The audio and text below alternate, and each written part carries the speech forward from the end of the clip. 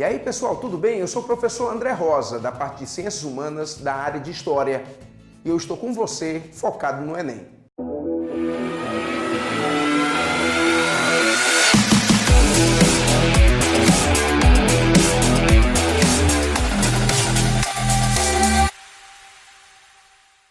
Chama todo mundo para ver esse vídeo? Chama todo mundo para ver esse vídeo. Sabe por quê? Porque eu vou acertar uma questão do Enem agora. O Focado no Enem vai lhe dar uma premonição de questão. Eu estou com um tema da questão agora. Você vai acertar a questão mais certa do Enem. Eu vou falar sobre Era Vargas. Te prepara. Getúlio Dornelles Vargas era um político do Rio Grande do Sul. Seguiu carreira política, tinha uma família muito tradicional e começou a se destacar bastante. Foi ministro, foi governador, mas o seu momento mais áureo, o seu melhor momento, foi quando ele se torna presidente da República. Getúlio Vargas se torna presidente da República em 1930. Ele lidera uma revolução que acabará com uma das políticas mais tradicionais da história do Brasil, a chamada política do café com leite, que era dentro daquilo que era chamado de república oligárquica. A política do café com leite não aguentou tantas oposições, questões externas como a crise de 1929, acontecida em Nova York, e por conta disso, ela foi abalada definitivamente com a junção de forças de uma aliança liberal que estava o Rio Grande do Sul, a Paraíba e Minas Gerais, populares, classe média urbana ligada aos industriais e o movimento tenentista. Com Vargas na liderança desse movimento, a política do café com leite não dura mais. Agora, em 1930, vai ser iniciado um governo que é chamado de Era Vargas, dividido em 3 fases. E um governo muito duradouro, concorda comigo?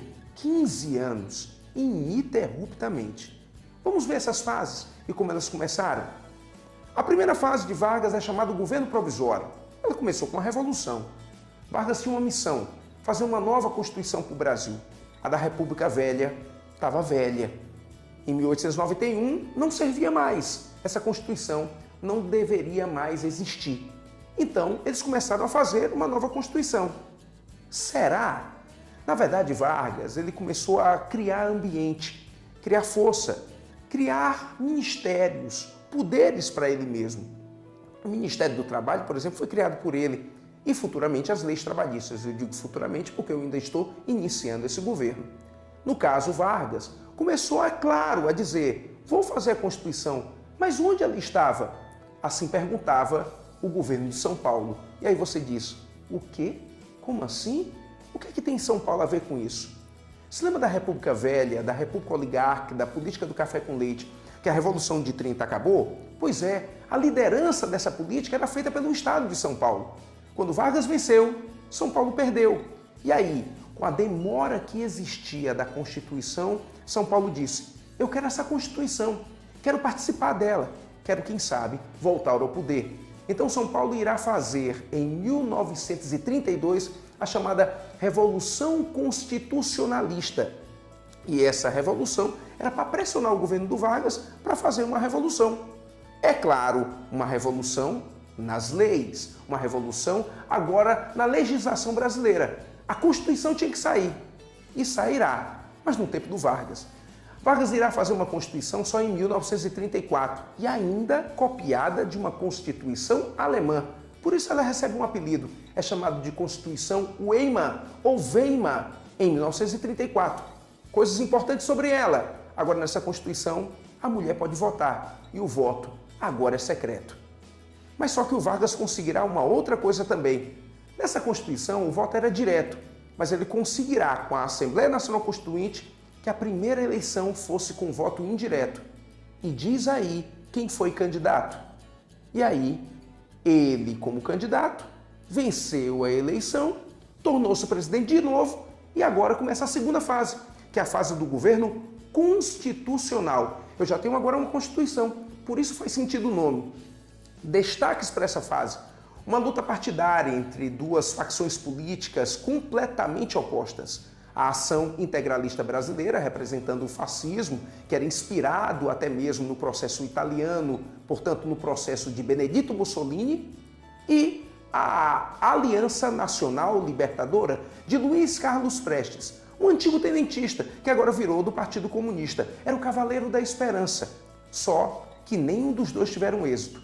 Luiz Carlos Prestes fez a intentona comunista, foi preso e seu grupo desarticulado. E o líder da AIB, que era um senhor chamado de Plínio Salgado, até que ajudou o Vargas, até que era fascista como ele, se podemos dizer assim. Mas Vargas, aproveitando uma articulação chamada de Plano Cohen, tomou o poder, virou ditador e tirou os integralistas do poder. Entenderam? Agora, Vargas é dono do Brasil. E com isso, começa a terceira fase.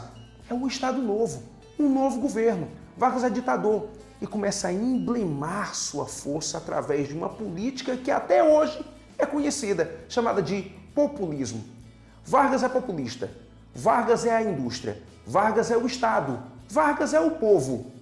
Ele é o pai dos pobres, mas ao mesmo tempo também ele é a mãe dos ricos. Satisfaz algumas partes da classe dominante para não ser importunado.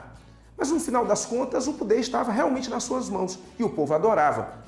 Então como é que um político tão forte, tão esperto, conseguiu perder esse poder?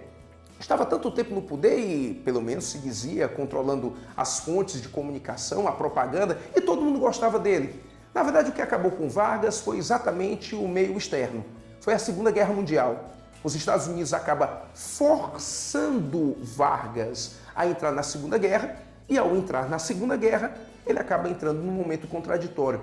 Ele entra ao lado dos aliados, onde esses aliados combatem o fascismo que ele utilizava. E por conta disso, até o próprio exército se vira contra ele. Por isso, amigos, Vargas é uma questão certa da prova. 15 anos, 3 fases, uma questão. Eu estou focado. E você? Até a próxima.